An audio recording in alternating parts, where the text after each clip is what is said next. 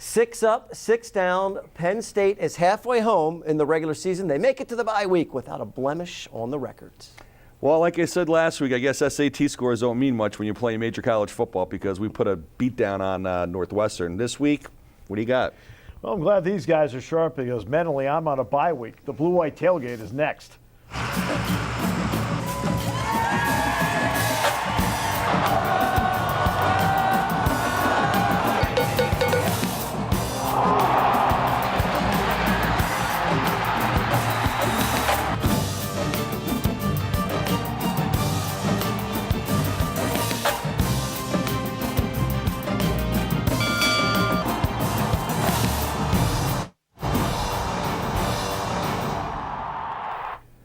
And great to have you with us on the Blue-White Tailgate, the bye week edition. Trey, Todd, a little bit later, Allison Luthman and Paterno are going to join us.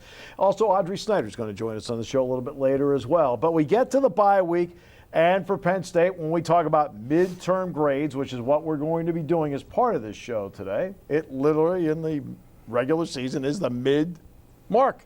6 down, 6 to go, Todd. Yeah, they made it to the halfway point, and I like where the bye week comes in, right? I mean, it's like you kind of said, hey, you know what, about halfway through the year, we could take a week off, and it just works out that well, especially when you got 3 ranked opponents, guys, coming up. So I wouldn't say the easy part of the schedule is over. It's just a really difficult part is coming up.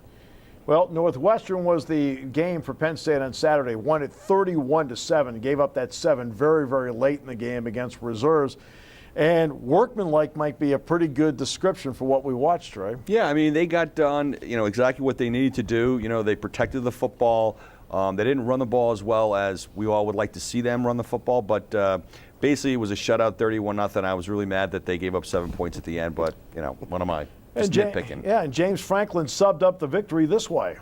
Overall, we came on the road against a tough opponent in a tough venue and found a way to get a win. It's interesting because they went to Wisconsin the week before and led at halftime, scored 24 points. Penn State in a lot of ways did some good things. We talked last week about when does the narrative start to change to the defense and that part of the team. And I think it's changed. I think it's now talking more and more about the defense. They're not even allowing 10 points a game. 9 points a game. They allowed the offense time to find themselves. You just steadily increased the lead as the game went on, continued to keep a goose egg on the board for the Wildcats, and then the Nittany Lions just continued to grow that lead more and more until they put it away.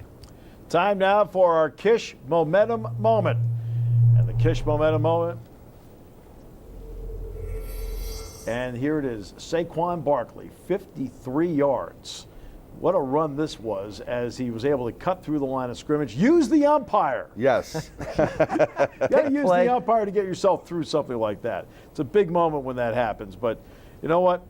That's the ability of Saquon Barkley. He's able to, along the way, at least make a play somewhere. Well, you knew. I mean, it's not like if a big play is going to happen with Saquon Barkley. It's going to be when it's going to happen. So you're constantly watching the game to say, is this the touch that's going to go, whoa, this is the guy that we think is going to win the Heisman Trophy? Well, he's certainly done that. And let's get now to, obviously, our PSECU update desk and Allison Luthman.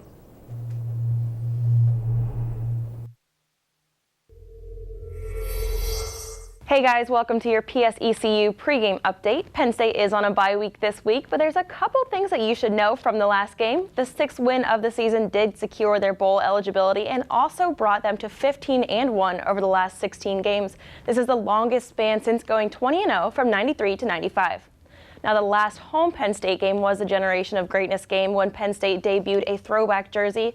Florida has just debuted a new uniform for the Texas A&M game. The colors are swamp green with an alligator print. Per a school release, Florida will wear these alternative uniforms inspired by the 25-year anniversary of when Ben Hill Griffin Stadium became known as the Swamp. Now, of course, there's a lot of opinions swirling around the internet on these. Guys, what are your thoughts? Let's go to not everyone gets a trophy. I think they're ugly. I mean, seriously. I don't like Florida, again, because they cheat like everybody else in the SEC. But The fact is, they actually have pretty cool uniforms. They're kind of like very standard, very classic. But this thing, Todd, is just atrocious. Well, where does it stop with the animals? Just you go with gator skin. What do the Lions put on some manes? I mean, what are we doing here? With just because there's some animals that you can put into your print, into your jerseys? Yeah, I like Florida's jerseys the way they are. They certainly have enough alternative jerseys. Do some color rush stuff, but I don't know. It looks awful. That's the trend. That's the trend. That's what the kids are doing, Trey. In the next segment, we'll be talking with Tom Ford. All right, so the bye week. James Franklin, his thoughts on the bye week and how to handle it. Going to the bye week will be about our academics. The bye week will be about getting as healthy as we possibly can be. And being as healthy as you can be is because of what you're about to see on the screen. This is the upcoming schedule for the Nittany Lions. Time to buckle them up and go. Yeah, I mean, obviously Michigan, we're going to have the whiteout next week, and you got Ohio State, who's, pretty decent. They should be better considering what they do in their recruiting. But and Michigan State beat Michigan. I mean, it's a big-time schedule. Here we go. You better strap on, guys. It's the gauntlet. It's the gauntlet. It's the 3-game schedule, 2 of them on the road. See if they can survive it. But that's perfectly fine, and here's the reason why. I've said the entire time since the summer, Penn State controls its own destiny. They went 6-0 to start the season. You still control your own destiny. That schedule right there, you run that, you've controlled your own destiny. There's nobody that's going to look at you and keep you out if you run through that. Yeah. Right? Nobody. Coming up, we'll take a look at the offense. Trey has his Sharpie out. Time to grade after this.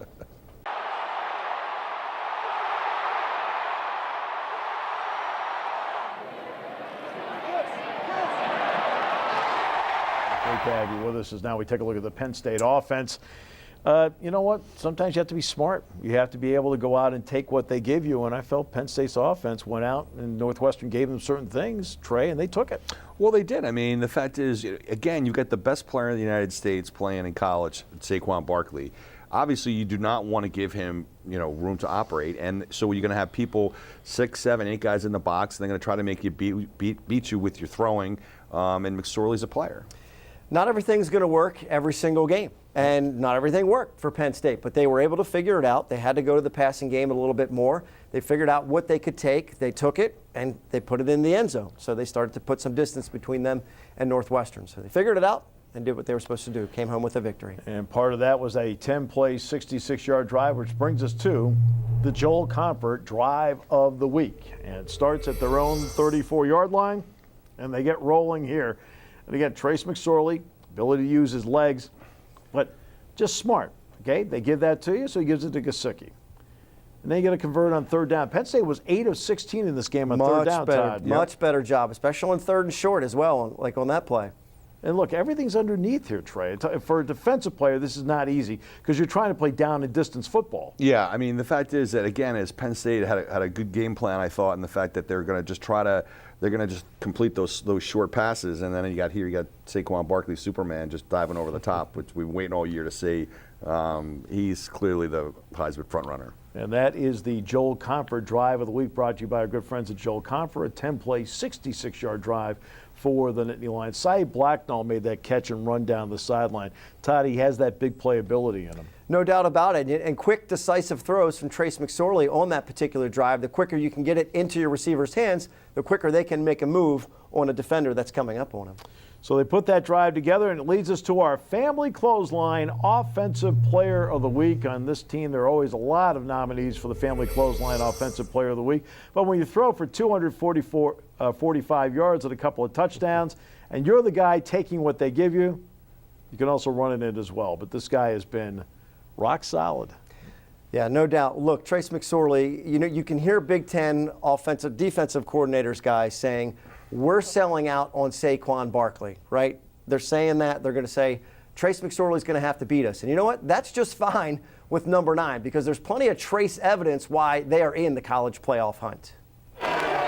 We have to start with the Iowa game. Sure, the offense struggled against the Hawkeyes. When it mattered most, there's McSorley threading the needle to Jawan Johnson for the walk-off winner. That accuracy is perhaps his best physical trait. McSorley hits receivers in stride and between the numbers. He set a new record with 15 completions in a row. At the midway point, his completion percentage is 67%.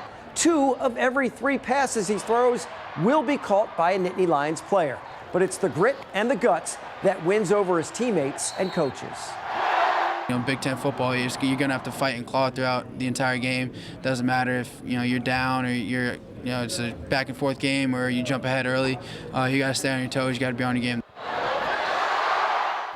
Yeah, the guy just commands respect with his performance, and 67% of your throws. Part of the knock maybe is he's been a little bit less decisive this particular year with some of his decisions, but when he releases that ball, 2 out of every 3 are going to be caught by a teammate. Yeah. Well, we go back to the preseason. In the preseason, we were talking about, okay, where can they improve? When we got to him, he was, a 55, 56% passer last year. And I said, well, if he can get it to 60%, that would show improvement. But Todd, 67. Yeah, it's amazing. And he's spreading it around. Look, 9 different guys caught the ball against Northwestern. So everyone knows, look, they're not just going to identify one particular receiver. He's going to try and find the open guy and keep it moving. All right, so let's start with him. This is the grade part where Todd and Trey grade out. So Trace McSorley, as you can see right there, these are what the overall midseason grades are for all the areas. You each gave Trace an A-. Yeah, I just felt like the only guy that deserved or should get an A+ is Saquon Barkley. When you say, and I truly believe that he's the best player in the country, he deserves that little plus next to him. McSorley is not much, he's not that far behind with an A-, Todd. Yeah, and it's not because of the throwing, it's more on the running part of things. I think he's still got to figure out when to keep the ball, when to give it to Saquon Barkley on the second and shorts and the third and shorts. I think they need to be a little bit more cognizant of the first down line when it comes to that. Well, that's why they got a little critical with the A- as far as the running backs go. Look, yeah, Saquon Barkley gets an A+ as a group. Where you're looking at an A. Again, I think if they start, an 8 for 16, you mentioned the third down conversion, Steve, as they start to really pay attention to that first down marker a little bit more when it comes to 2nd and 2s and 2nd and 3s and 3rd and 1s, that'll get it done. Yeah, Penn State's averaging about 6 yards a play on first down. Pretty good this year on that part of it. And we talked about the grades. Obviously, the last one's the offensive line. When you look at the offensive line and the improvement they can make, what are you seeing right now? Well, I think they're better than they were last year. We talked in the pregame show or the pregame meeting with Coach Paterno, Mr. J. Paterno, and he was saying that statistically we're actually a little bit down than we were last year. I just see them like they're starting to come together. They're just not there yet, and they're clearly average as far as the rest of the group is concerned. Yeah, in the wide receivers, I gave them a B. They're doing a nice job of holding on to the football, but they still need to work on the separation part of it, getting open a little bit quicker for that. And I think that's really going to play into it against Michigan, Ohio State, when you have better athletes guarding you one-on-one. All right, so let's see the grades one more time from the 2 of them as they take a look at the Nittany Lions through the first 6 games. And part of this, too, is also, it gets mixed in here, is Tommy Stevens is the wild card in this because of what he's able to bring. You saw that by catching the touchdown at Northwestern. We showed the 10-play, 66-yard drive and the Joel Comfort drive of the week. What we didn't show in there was the run by Tommy Stevens to get the ball down to the half-yard line. So he is a wild card in that offense heading into the second half of the season. They've showed just enough of it so far. Coming up, we grade out the defense, and later we grade out our producer, John Stroh.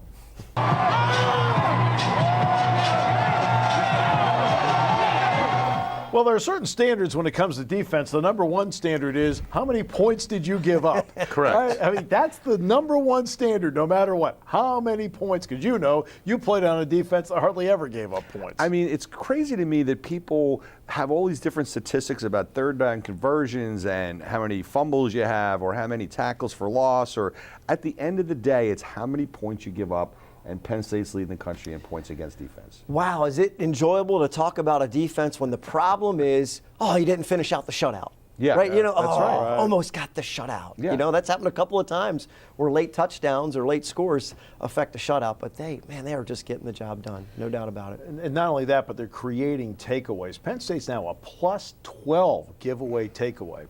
Last year, Penn State scored 83 points off of takeaways. First half of the season, they've scored 80 points off of takeaways. There's certain things happening here with, quote, complementary football. Yeah, I mean, and they're going to need that with certainly the next 3 games that they play. I mean, the level of competition the athletes are going to be playing, Todd alluded to earlier. I mean, they're really going to have to win the turnover battle to win the next 3 games. Family Clothesline Defensive Player of the Week. It's a pretty good choice, too. When you can go to a specialist that can make plays like these, number 18, Shaka Toney, and Todd, you know, he may get into the game 7 to 12 plays in the game, but he's making them count. Who do you want to put out there on the left tackle? Left tackle is supposed to be the guy that protects the blind side, right, of that right hand at quarterback. Well, Shaka Toney got past that left tackle, didn't he? Man, he just goes a quick first burst across, and it's not a swim move, nothing. He's just going right around him when you can just speed, and you know it's coming. The guy can't wait for the ball to be snapped. He can't get back quick enough to get him from going around the corner. It is really fun to watch him play. And he's got a great name, Shaka Toney. Shaka Toney from the outside. You kidding me? I love it. Well, now they've got that 4 defensive end package that they used last year, but now it's a different combination. You can take a Kevin Givens, you can put him inside. You can put Ryan Buckholtz inside. Shaka Toney, Sharif Miller. Now you've got 4 pass rushing guys all in at the same time. And they did a great job with it last year. You can see it's starting to come to fruition this year.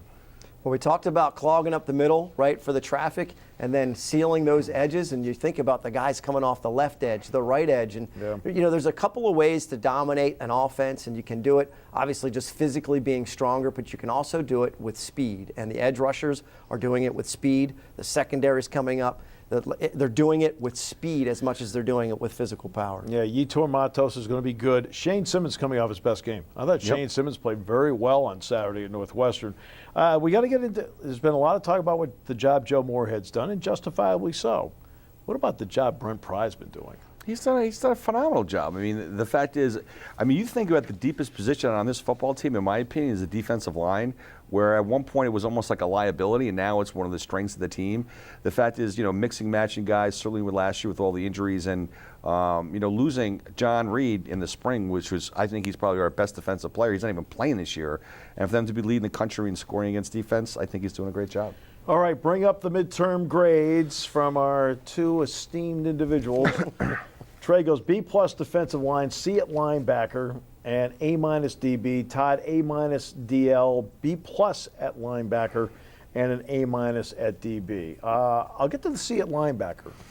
Well, I think, you know, Penn State's not quarterback U, it's not wide receiver U, it's not defensive lineman U, it's linebacker U. And to me, the key to having a championship football team is having outstanding play by their linebackers. And quite frankly, I think that, you know, average is actually a very good grade. I'm not all about, you know, again, giving the trophies out like Todd, who grade inflation, everything else. Everyone gets an A, everyone's an A+, or it's like it doesn't work that way. I think that they're very average, and they really need to step up their game for them to be victorious over the next 6 games. Yeah, that's a cheap shot. You know, of course, it's a cheap shot. That's what I do. But I will defer to the professor for the linebackers. Watching Tyson Holyfield here. Yeah. I mean, you know, but they're 6-0.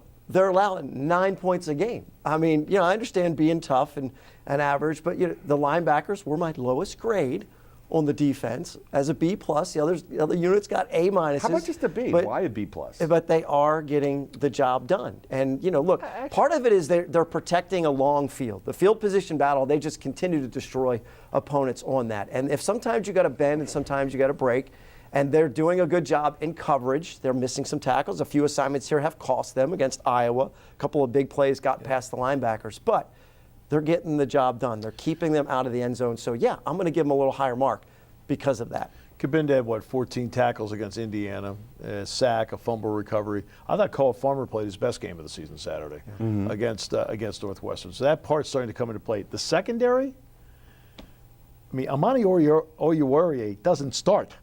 He's got 3 interceptions. Yeah, incredible. That's a senior group back there. They're playing like it. Yeah. And to Trey's point, it's not to say that they don't need to improve, the linebackers, as they get to this regular, but secondary's done a fantastic job. They've shown they're an experienced group, being in the right places at the right time. 10 broken up passes against Northwestern. So they're not just getting there and picking them off. They're getting there, knocking it down, and doing the job. All right, so let's get now to the grades one more time, just to see how they grade it out. All right. Surprise player in the last half of the season. I mean, I think just the depth at defensive end is where it's going to be. You know, Shane Simmons, Shaka, Tony, and so forth were in spots. They're going to help them. All right, coming up, we'll take a look at special teams that in a lot of ways have been very special in the opening half of the season as we continue with Blue White Tailgate after this.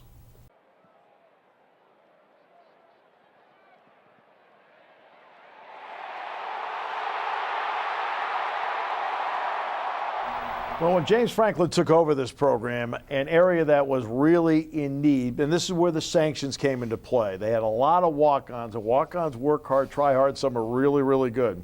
But when you have so many on there, your special teams are going to suffer. Penn State's special teams no longer suffer in so many areas. What kind of difference has this now made in this football team?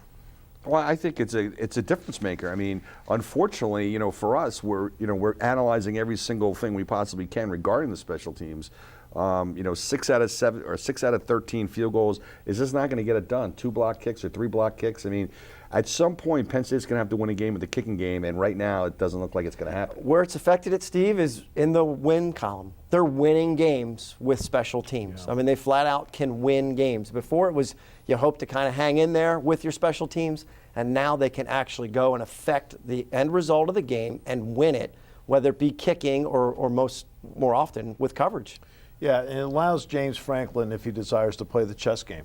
If you want to play chess, because I've got the place kicking, I've got the punting game, for example, I can play chess with you here. You know, I can pin you down deep, I can get a big field, get my offense back out there at the 45-yard line. So let's get, we're going to do the grades here. So let's show the grades for special teams. There's 5 of them. Todd went D on place kicking, Trey went C, and then the kick returns, Trey went B+, but Todd went B. I mean, you know, not everybody gets a trophy, Trey. I'm not saying that. All I'm saying is kick returns. Yeah. We've obviously shown with Saquon Barkley running one back from the house. I mean, every time he gets, I mean, we were complaining that why is he returning kicks? Now all of a sudden, everybody wants to see him return kicks. I mean, the fact is that, you know, I think our average kickoff return when we do return is actually pretty good. Yep. And that's why I give them that B, not the B. You gave him a little plus. I gave him a plus was for the touchdown return, Correct. right? Okay, Correct. I get it. Look, it's B. It's good. B's good. There's nothing wrong with B. It's good. It's good for kickoff return. Well, you shouldn't have a lot of them in the game anyway if you're good. Yeah. They don't really return that many. I want to go to the place kicking unit where you gave him a C. Correct. And I gave him a D, and I think it's because, as a former linebacker, somebody had to tell you if the kick was good anyway. You're not even paying attention on the sidelines. Oh, I'm paying You're ready. attention. No. Did they make the kick? Oh, yeah, they missed the kick. Okay. Look, the unit's atrocious right now. A D, it was generous because they got to figure it out. Look, they had a 35-yarder in a game that it didn't affect the end result, and it was pushed to the right. It wasn't even close. They've missed a 20-yarder. Tyler has missed a 20-yarder at home where there's no, it's easy atmosphere. You're comfortable in that environment to kick it. They got to get that straightened out. Okay, I agree with you, but the thing is, it's not place kicking unit, it's place kicker. We're talking about the place kicker. I gave him a C. He was an A guy last year. And the fact is, we haven't snapped the ball very well. Fessler hasn't done a great job as the holder. And the fact is, you got to look at the whole picture, not just the kicker. I mean, that's a unit that's really, really suspect right now. And I give him a C just because of he can't control where the ball is going to be put down. He can't control who's going to snap it, and that's why they got a C and not a D.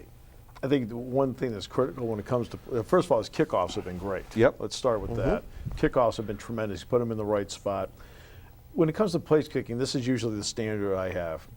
If you get the ball to the 25-yard line as an offense, you should feel confident you're going to get points. Yep. To me, that's the standard. I mean, that's a 42, 43-yard field goal in at that point. That's the standard I apply to it. Some guy, Irvin Charles, to go. Okay, you got Blake Gilligan. They got cover guys like Irvin Charles, Nick Scott, Aaron Monroe, whether it's kick returns or punt returns. I mean, that's been a great combination. Blake Gilligan is he's just a stud. I mean, when it comes to punting, it's unbelievable how many times he traps these guys inside the 20. I mean, you're surprised when the ball bounces into the end zone. You watch other college teams, you're surprised when it doesn't. Yep. It's really, and when he kicks it as high as he does, there's 2 or 3 guys waiting for it. So if it does happen to hit the ground, most of the time the guy calls for a fair catch at the 8 or 9. right at that 10-yard line mark. And if it hits the ground, there's 2 or 3 guys that are already there because of the height of the punt. Yeah. Phenomenal job. Then DeAndre Tompkins putting a lot of life into the punt return. He's become a lot more confident with this. I talked to him last week about this.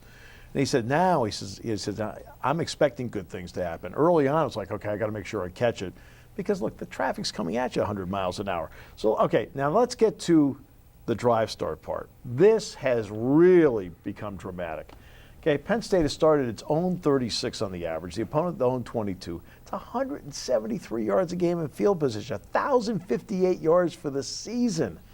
It's gigantic. Yeah. It's huge, and you can't field position. I mean, championships are won with field position and defense, and no one's going to tell me any differently. And the fact is, Penn State's playing great defense, and the field position, obviously, Todd, is awesome. Well, and think about that stat for a second. Their own 22. So if you equal it out, let's say, half of them start maybe a little above that. More than half are starting worse than that. That's the average, the 22. Half are starting worse than that. That's a long field that you've got to cover to stick it in the end zone. Yep, 36-yard line to the 22, plus 12 giveaway takeaway, 80 points off at takeaways, and a 3-to-1 margin of your chunk plays to their chunk plays. Those are just some of the key metrics that you look at during the course of any season. All right, so one more time, the midterm grades on special teams from our esteemed panel that consists of 2. Look how easy Trey was. Look how easy he was. Just throwing C's and B pluses around. No. Off to the film room we go with Jay, and then Audrey Snyder later as we continue with more after this.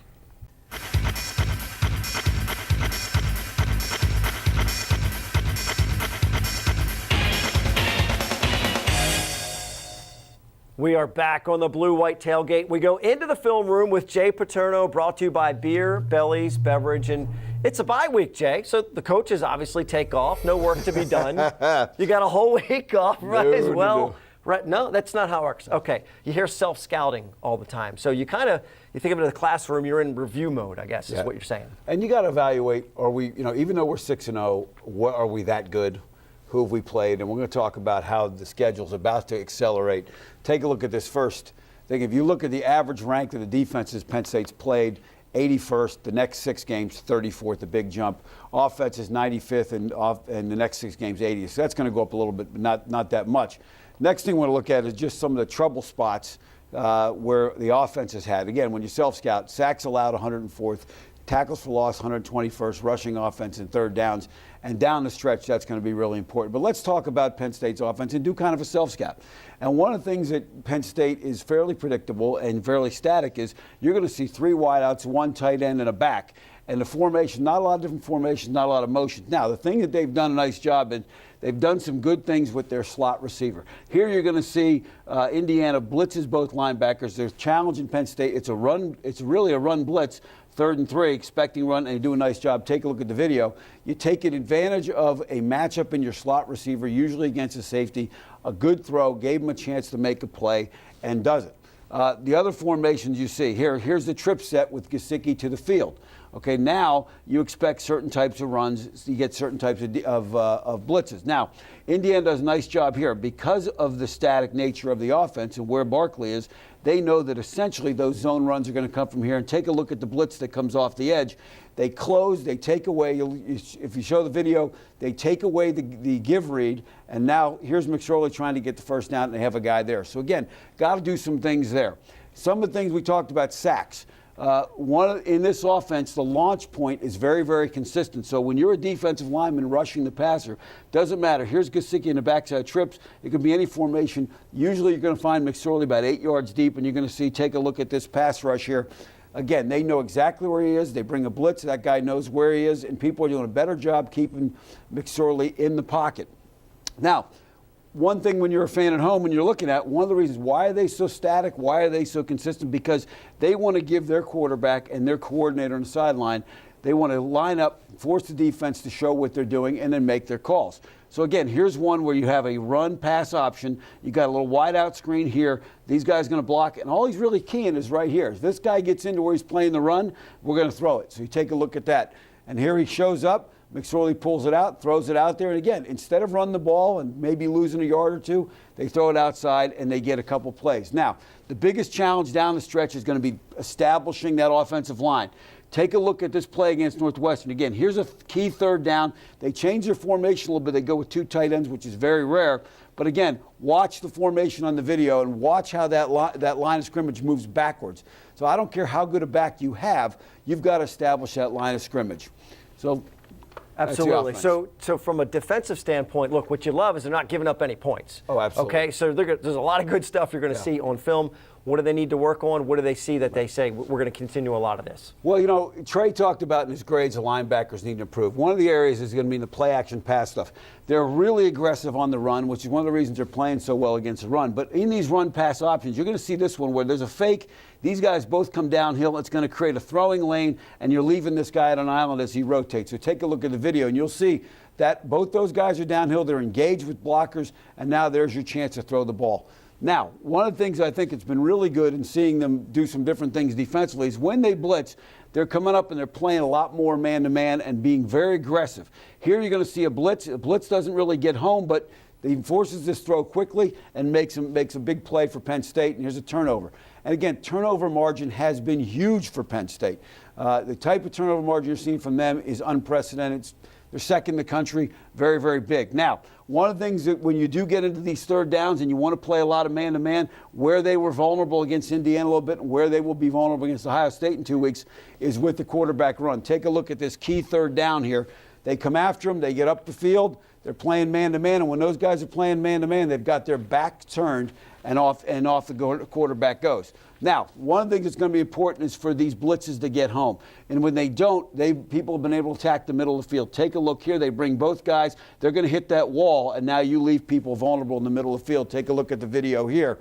You're going to see both those. We're going to see both these guys' video coming up in the blitz. They come in. They get over the top of this guy. They attack the middle of the field, and that creates some problems for them. Now, look. You talked about the opponents that they've faced so far offensively. So we're talking about the defense. You mentioned only 80th in the country, still ranked. So it's not really that impressive. What we found in the Big Ten, not a lot of quarterbacks that really scare you. So defensively, we could see still a lot of really good plays and a lot of good stuff from the defense. Absolutely. You know, when you look at the Big Ten, the average rank of the offenses in the Big Ten nationally is about 78. The average rank of the defense is 42nd. So it's definitely a defensive league. There's no question about that.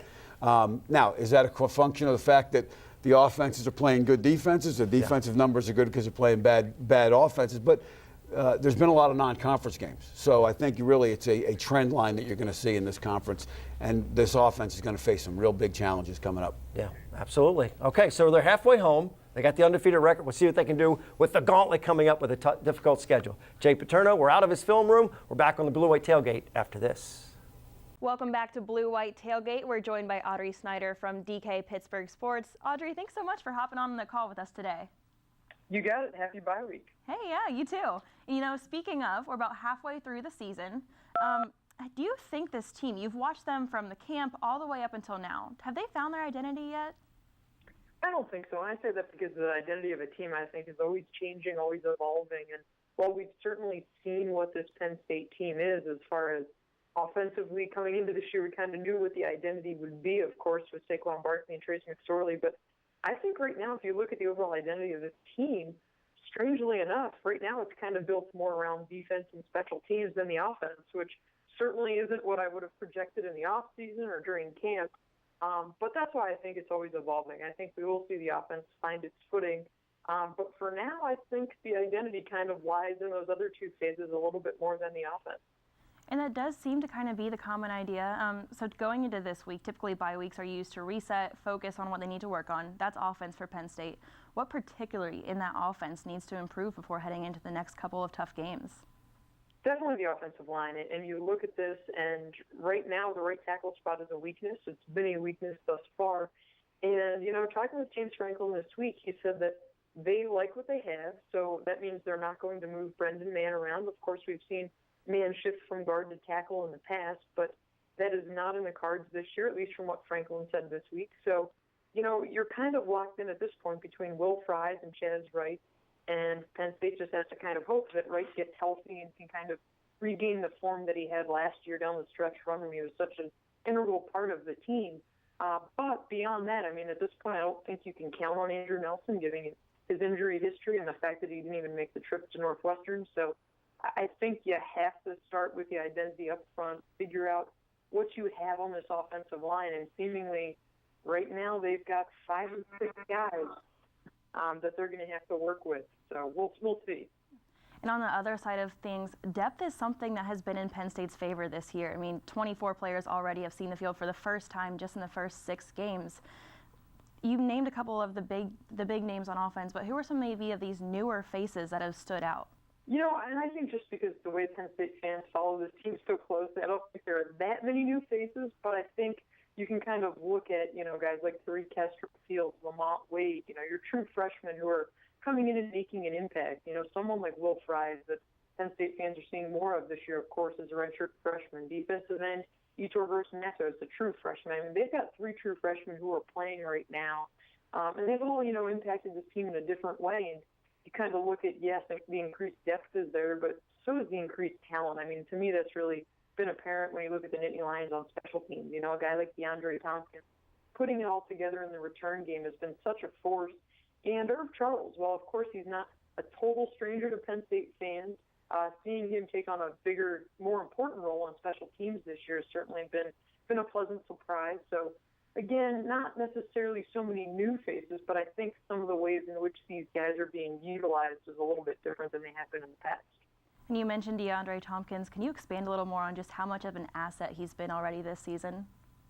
It's been huge. I mean, Penn State hasn't had a spark in either the kick return or the punt return game in a very long time. And so you look at what they've gotten from Tompkins, of course, already 1 punt return for a touchdown. Would have been 2 if they didn't have a penalty by Aaron Monroe that wiped one off the board last week. So, you know, just when you have someone like that, and I will say, too, you know, with special teams and difference makers, Hunter Blake-Gillikin has been huge this year when it comes to flipping field position, really giving this team an opportunity to stay in games. You know, even when the offense has fluttered, they've had guys like this who've been able to swing field position.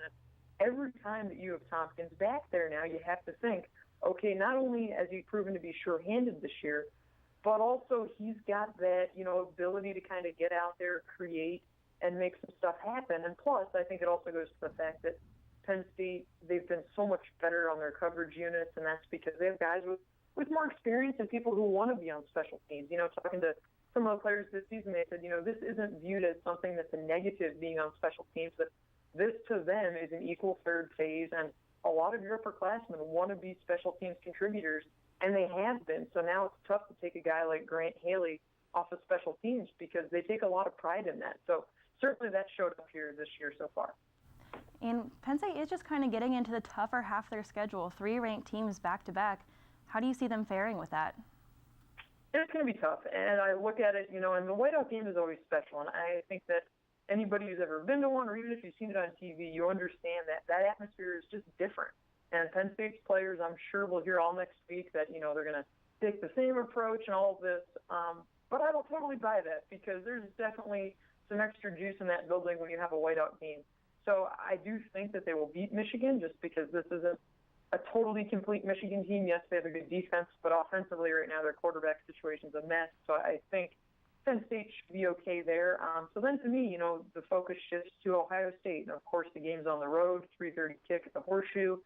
That is the game of the year, and I think a lot of college football fans will make the argument that that could be, you know, assuming both teams get to that point, you know, and stay like they've been, that could be the game of the year. So that's going to be a tough one. And to me, you know, that really kind of dictates a little bit what could potentially happen with Michigan State, because this Michigan State team, while they're not wonderful, they're certainly a far cry from the debacle that they were a year ago. Great. Well, Audrey, thank you so much for your insight on that, and we will be right back with more Blue White Tailgate.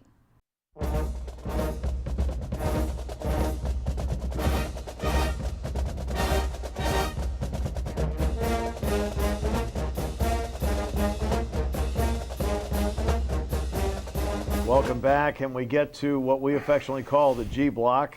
Where in the G Block, it's the segment everyone talks about, at least in this building. The good, the bad, and me. All right. So let's get to the good.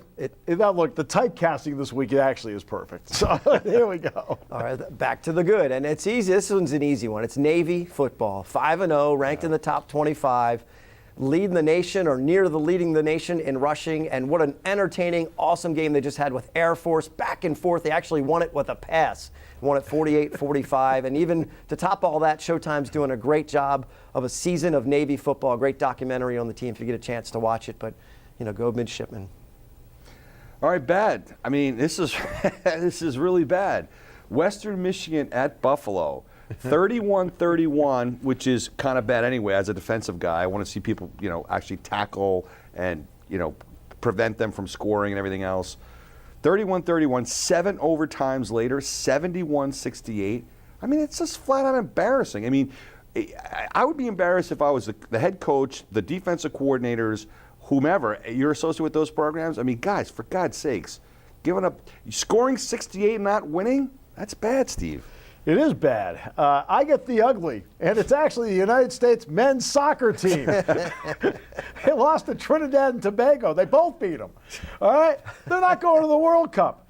The United States is what, 4th in the world in population? Yes. Right? And this is supposed to be the rising sport in this country. Trinidad and Tobago is 152nd in the world in population. Huh? And there's Fox sitting there. Put all that money and we're going to carry the World Cup. No U.S., no ratings. All right, good. That is ugly. Number 1 Cycle Center. Maybe the gutsiest of all our sponsors because they picked the Pick'em segment.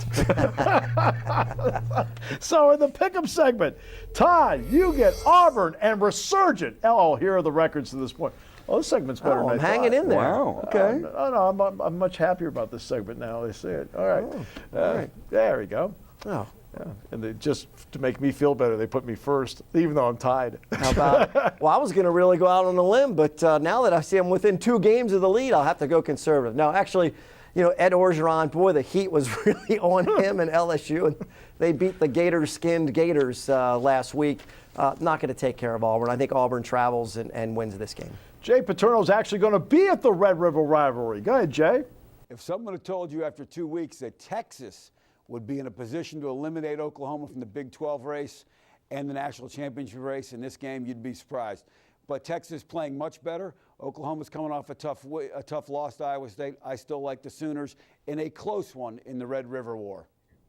All right, so now, appreciate that, Jay. I've got Utah, USC. I'm very tempted to pick Utah, but USC's getting a couple of offensive linemen back. They need that. That's been a problem area for them and for Sam Darnold so far, so I'll take the Trojans. You get Georgia Tech with that running game against Miami coming off that incredible win at Florida State. It's not an incredible win. They won with 5 seconds left. Miami, I don't like Miami. I'll never pick Miami, just so everybody knows. Okay, Georgia Tech, triple option attack, whatever. Okay, I don't care if St. Thomas Aquinas of Miami is playing Miami of Florida. I am not picking Miami of Florida. I'm taking Georgia Tech.